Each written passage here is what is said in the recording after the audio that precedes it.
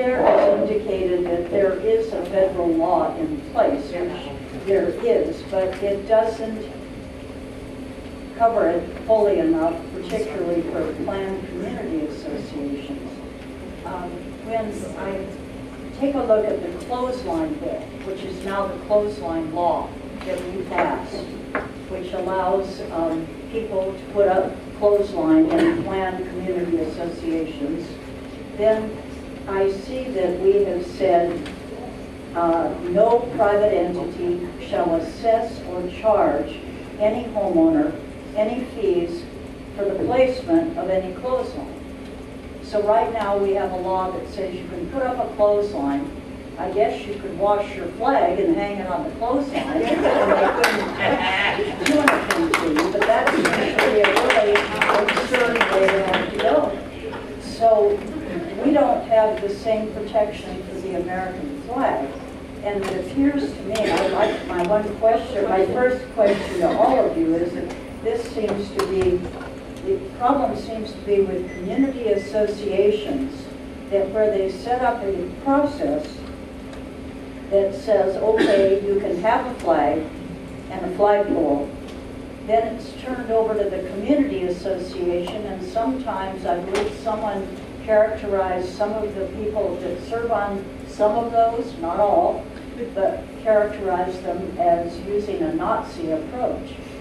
So is the difficulty with the community association's implementation, and wouldn't it be better that we pass a state law that gives the same respect to the American flag that we do to laundry, that no fee can be charged for putting up your pole and your flag? Okay, then as I go back to this, because in listening to the testimony, we had a civil engineer here at the table that obviously knows how to submit plans and do all of that.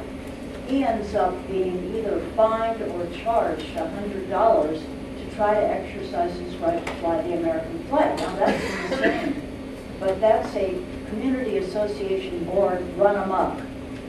And to get control over them, would you all support amending this law to give this law and the flag the same consideration that we give to laundry hanging on the line, just to say specifically in the bill and amend it to say specifically no private entity, and this would be the community association boards, no private entity shall assess or charge any homeowner any fees for the placement of a flagpole to fly the flag.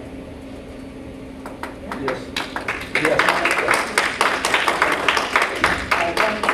I'll reserve my other questions till later. Those are my two. Thank you, gentlemen, all of you. I wanted to just mention to you that my brother, who passed away this year, was a Green Beret and a Ranger and served in Vietnam.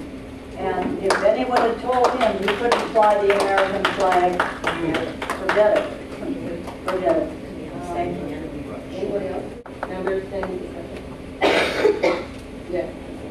Chair, I have two concerns. One is that the task force is too slanted toward the board of directors of these community associations with too few veterans on it.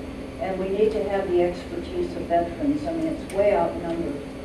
And I don't like to see that happen. The second thing is, by putting this task force attached to the bill to allow the American flag to be flown, you may be jeopardizing the passage of the bill, because it's going to, a task force will require money. The state has no money at this point, and it should just be a clean and simple bill.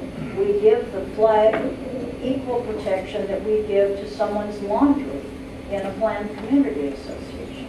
Now that should be just a no-brainer.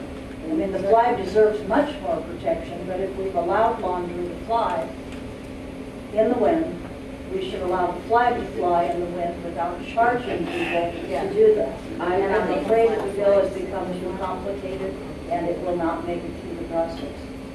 I believe that I said that they cannot fly the flag. But that means that the bill has to pass.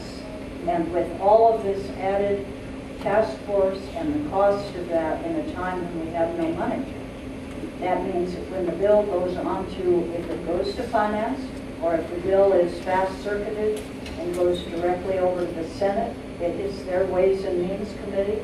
And the point that we're saying they can fly the flag now, it'll be dead in the water because it won't come back and won't come to the conference committee. So If I I'm pass afraid the it bill, jeopardizes. if I pass the bill as is, there's no guarantee it's going to pass.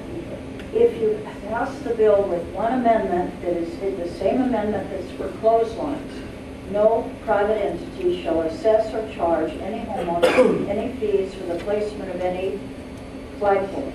I believe I said there's no Then we fees. have it. I believe I said no fees. That's correct, Sheriff. What I'm trying to say is you've taken what should be a very straightforward, clear bill and made it very complicated. And I don't think it's going to, it hurts its chances of getting it passed through the Senate and through final conference committees. If instead it goes the way it is, which is just a very straightforward, similar protection that you give to clotheslines, and adding what the clotheslines say, you can't charge people for putting them up. Simple, done, goes to the Senate, should be passed, done, becomes law. The bill is flawed, Representative THiELEN. For clarification, so there is no task force now? Right. Okay, so the only amendment in the bill then will be the mandate of no penalties nor There's fees. recommendations to pass with amendments. Chair votes Aye. Vice Chair votes aye. Representatives Chang, excuse, Kaufman, Clark, Aye. Perkins, Ito, Lee, Luke, excuse, Rita, excuse, Segum, Chin, Aye. Take recommendations adopted.